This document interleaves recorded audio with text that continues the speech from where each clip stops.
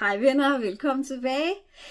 I den lille omgang her, en lille hurtig video, jeg vil vise jer, hvordan man egentlig pudrer. Man tænker, hvordan mener hun? Pudrer. Hallo, det kan vi jo godt. Kost op i ansigtet, bums og køre bussen. Nej. Selvfølgelig har vi alle sammen en eller anden form for favoritmåde, man bruger sin puder på, når man har lagt en foundation. Man kan også bruge en puder rent som foundation. Det jeg snakker om, det er, hvordan man pudrer, når man skal lave en base. Jeg har lige lagt en lille bitte smule foundation, en lille let en. Og jeg er sådan en pige, som bliver lidt hurtigt varm og sådan nogle ting, og jeg er nødt til at have sat mine ting ned. Mange gange så er der sådan, om det der puder der, det dur ikke, det bliver for tørt at se på, og det dur ikke. Men der er selvfølgelig, og det er derfor jeg er landet hos mig, der er nogle tips og tricks til, hvordan man bruger en puder bedst muligt, hvordan du får mest ud af din puder med tips og tricks. Og det er jo mig, det er tips og tricks. Det er mellemnavnet, tips og tricks Hellebakke. Pjat.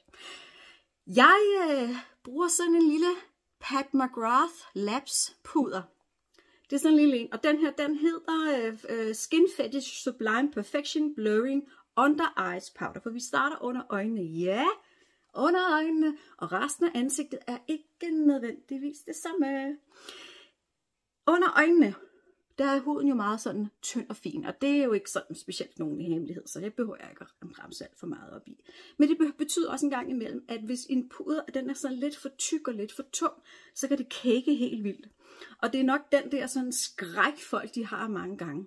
Den her puder, den er meget, meget lind og meget, meget let. Du kan næsten dårligt se den. kan godt se, der er lidt på fingeren, men den har sådan en transparent, rigtig, rigtig lækker tekstur.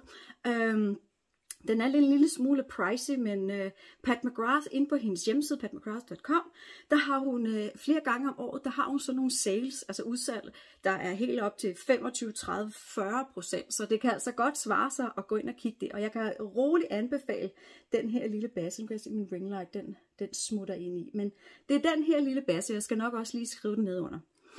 Det trick, som jeg bruger, og som jeg synes er super, super effektivt, det er, at man tager sådan en lille puff. Nu er min puff, den er lige lidt brugt lidt, kan I se. Det er sådan en lille trekant, sådan en lille osten, og min den er fra LH Cosmetics, og det er Linda Hallberg, hedder hun.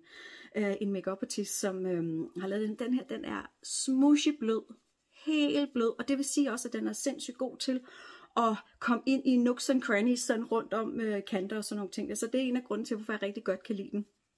Den er også god, når man skal vaske den, og sådan, den holder formen. Der er mange ting, men jeg skal nok lige skrive den ned under her også. Ellers så kan man få dem her næsten alle steder nu. Det behøver ikke at være sådan en her. Man kan få alle de der små osteformede, nogle af de her små trekantformede alle steder. Så prøv at begive dig ud i det. Det du gør, det er, at du tager lige så stille, og jeg trykker ikke ret hårdt. Meget, meget let. Og så ligger der en lille smule produkt. Kan I se det? Det der så er tricket, det er, at du enten på bagsiden af hånden eller inde i hånden lige sådan tapper den. Og det gør du for ligesom at fordele produktet ordentligt, så du ikke får en klat under. Og så går du bare op, og så ligesom trykker ind. Sørg for at sætte på plads, trykke på plads. Ikke sådan, så øjet er ved at poppe ud af hovedet, slet ikke det. Men bare sådan presser lige så forsigtigt og sætter tingene på plads.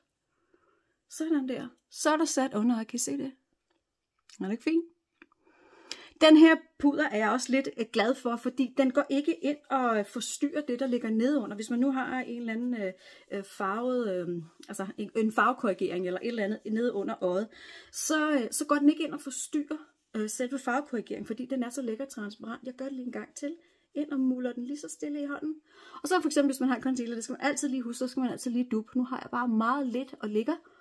Og når man har duppet ud, så der ikke er nogen linjer, altså noget produkt, der lægger sig, så sørger du for at kigge op i loftet, så du strækker det underste, eller det nederste øjenlåg, og så dupper du lige så stille ind. Og jeg godt, jeg ligner sådan et eller andet. Men jeg gør det, så I kan se, hvordan det rent faktisk fungerer. Ikke så meget fin fidus og alt sådan noget der, men hvordan fungerer det rent faktisk. Og det, der er så godt ved det her, det er, at den ligesom sådan, den blører også lidt, sådan, så den visker lidt ud. Det vil sige, hvis man har nogle fine linjer og sådan noget, så hjælper den på at viske det lidt ud. Det er jo ikke, fordi der er noget som helst produkt, der så bare siger klonk, og så har du ikke nogen linjer rundt om øjnene eller noget som helst. Det passer ikke. Men vi kan finde nogle gode produkter, der hjælper med det. Og så må jeg lige så stille dupper det fast, og så giver jeg den lige en tur til. Ikke mere produkt på, det er slet ikke nødvendigt. Så får den lige en tur til, og så kan jeg mærke, det er silkeglat, silkeglat. Det er dejligt. Det næste jeg lige skal have, 2 sekunder. Det næste jeg lige skal have, det er min face powder. Og en face powder, det er sådan måske, i hvert fald for mit vedkommende, en lidt anderledes tekstur, end den jeg bruger under øjnene. Den under øjnene der, som jeg lige snakker om, den må godt være meget fin, meget sådan transparent, lækker. Den her fra Kosas, det er den, der hedder Kosas Cloud Set, og farven hedder Airy. A-I-R-Y. Jeg skal nok sørge for at skrive det ned også, så I ved, hvad det er for noget. Det her, det er en bagt mineral. Og det gør, at den bliver sådan lidt mere luftig, føler jeg. Nu, den hedder også Area. Godmorgen, Helle. Men den er også meget, meget let at have på, og føles slet ikke, som om man ligesom rigtig har noget på. Jeg kører ikke, jeg dupper.